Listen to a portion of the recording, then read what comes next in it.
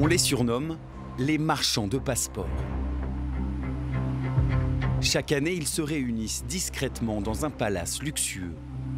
Cette fois, le rendez-vous a lieu au cœur de l'Europe, à Bruxelles. À force d'insister, on nous autorise exceptionnellement à entrer, mais interdiction de montrer les visages. Ici se côtoient des politiciens, des diplomates et des firmes spécialisées dans un domaine un peu particulier. On appelle ça la citoyenneté par l'investissement. En clair, la vente de nationalité à des ultra-riches du monde entier. À l'origine de ce curieux business, estimé à 25 milliards, un Suisse surnommé le roi des passeports, un homme mystérieux aux commandes de la firme la plus puissante de ce marché.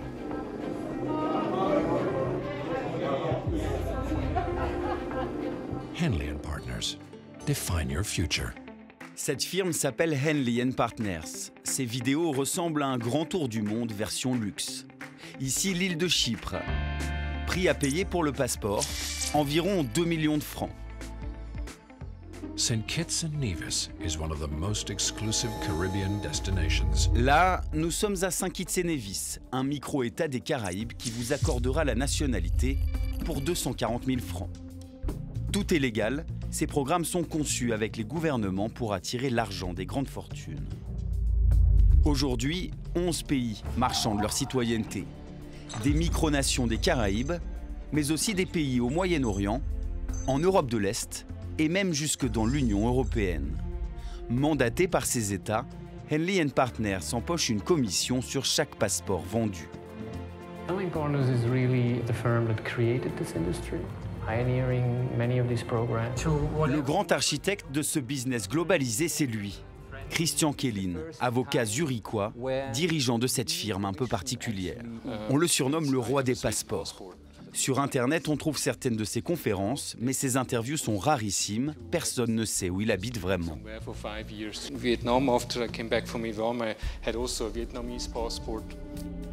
Mais nous savions qu'il serait là, à Bruxelles. Alors nous nous sommes invités dans l'un des salons feutrés du palace. Mr. Kellin, thank you for having us. Nous lui avons d'abord posé la question qui agite tous les professionnels du milieu. And how many citizenship do you have? How many passports do you have? You know, I'm very open with everything, and everybody though asks me this question, and this is one of the few things I keep for myself, as you can imagine. But I can tell you I'm Swiss, I'm still Swiss. Actually, I'm very Swiss, and I still have this passport, and it still is my favorite. Après des mois de tractation et d'hésitation, il a accepté de nous parler de ce curieux business. But you have to ask, is citizenship fair? You were born in Switzerland, I assume. You know, did you choose that? No, it's a lottery. It's completely unfair. So citizenship is inherently unfair.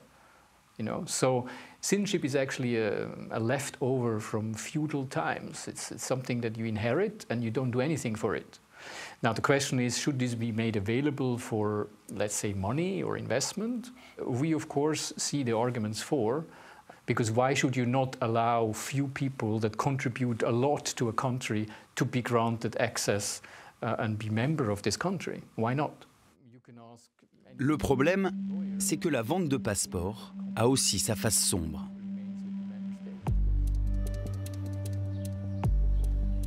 Nous sommes à Malte, le plus petit État de l'Union européenne. Ces dernières années, l'île a vu débarquer des milliers d'ultra-riches. Car depuis 2013, Malte vend sa nationalité dans le cadre d'un programme. Un programme piloté justement par Henley & Partners, le cabinet du Suisse Christian Kellin. Ici, il suffit d'investir 1 million d'euros pour obtenir le passeport, synonyme d'un accès sans limite à l'espace Schengen, Suisse comprise. Des milliers de Saoudiens, de Chinois et d'hommes d'affaires russes sont ainsi devenus maltais. En théorie, ils devraient résider sur l'île. Manuel Delia est journaliste indépendant. Il enquête sur le sujet depuis des années. Et ce matin, il nous emmène en balade.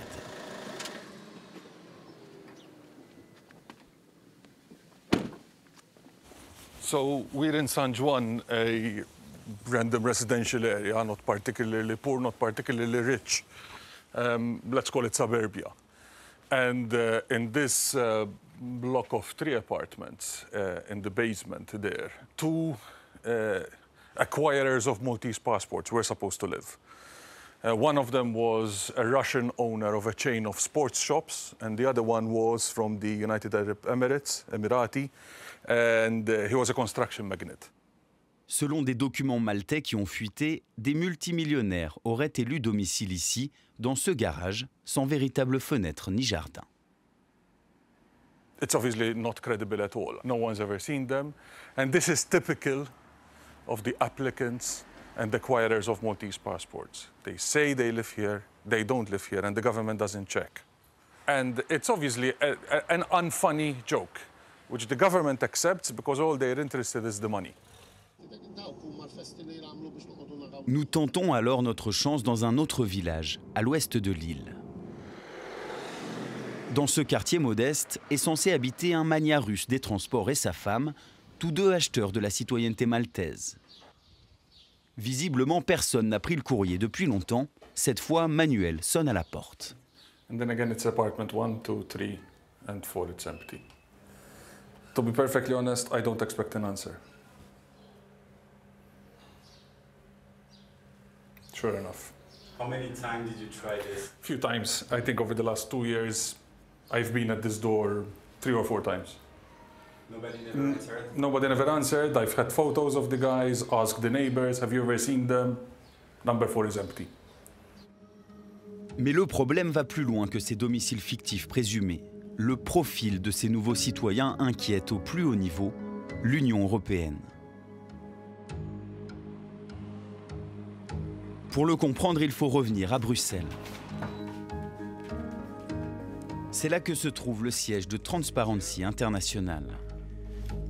La principale organisation anticorruption du continent veut mettre fin à ces programmes de vente de passeports, très dangereux selon l'un de ses spécialistes. And the invasion of Ukraine also showed us again that many times there are a lot of Russian people who are corrupt oligarchs, and many of them are here in the EU. They have their citizenship and they can just do whatever they want, and now it's really hard to go after them. Car une fois détenteurs d'un passeport maltais, les acheteurs peuvent voyager ou s'établir librement partout dans l'espace Schengen, Suisse comprise.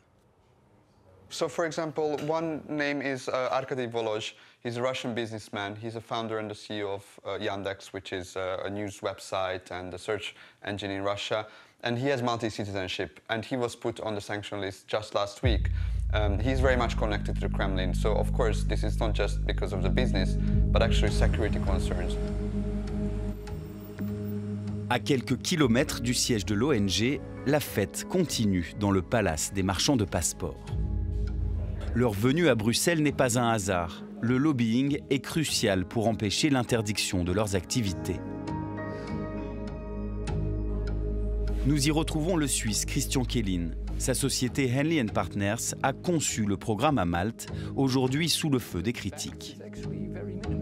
There are a few people that abuse the system, but not more than people abuse the banking system or other. Actually, it's more there. It's more the financial system. There isn't.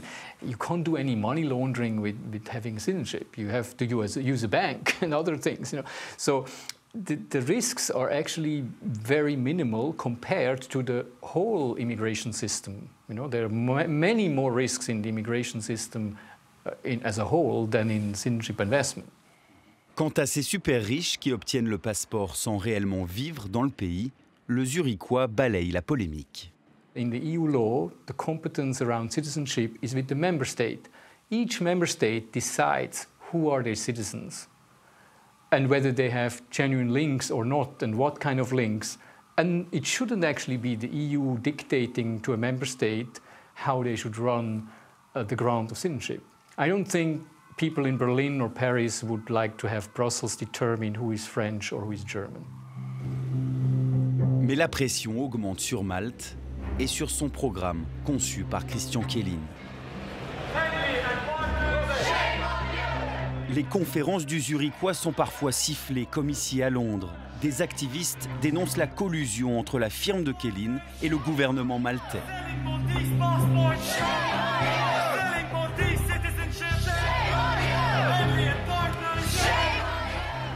Sur l'île, le roi des passeports n'a pas que des amis. Caruana Galizia est l'un de ses adversaires. L'homme vit sous protection policière. Hello, Matthew. Hello, Thanks for having us. of course, welcome. Il est le fils de Daphne Caruana Galizia, une célèbre journaliste d'investigation maltaise. En 2017, alors qu'elle se dirige vers le centre-ville, sa voiture explose le long de cette route. L'assassinat crée une onde de choc. Daphne est la première à révéler les dessous du programme de passeport doré, et notamment les liens étroits entre Christian Kjellin et les plus hauts membres du gouvernement.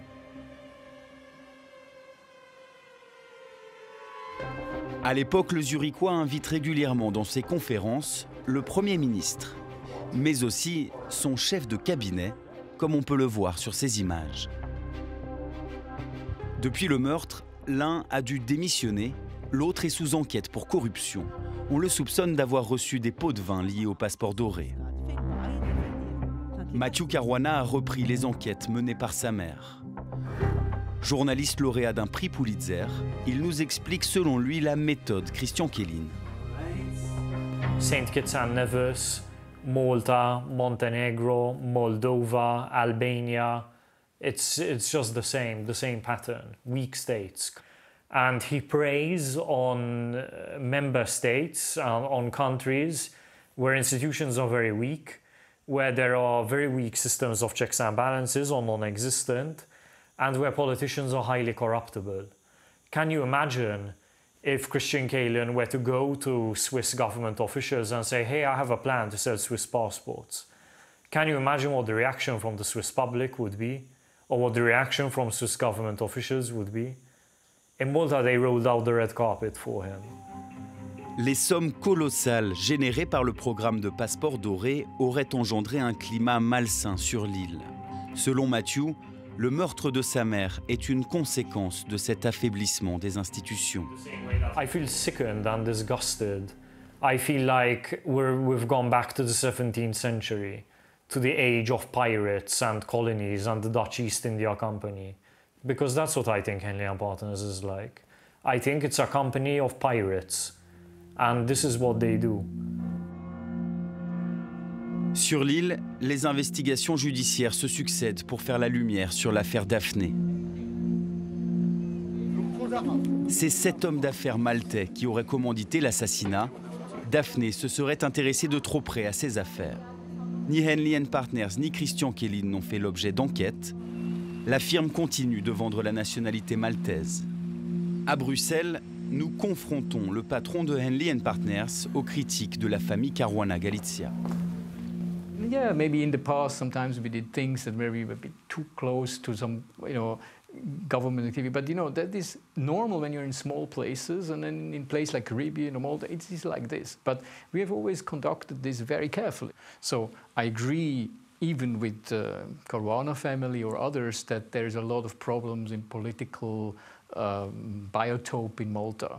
But the Citizenship by Investment program from the beginning has been very transparent. It's the most transparent program in the world. So the program in Malta is really good. The politics in Malta is another story. Malgré les polémiques, les affaires de Christian Kjellin se portent bien.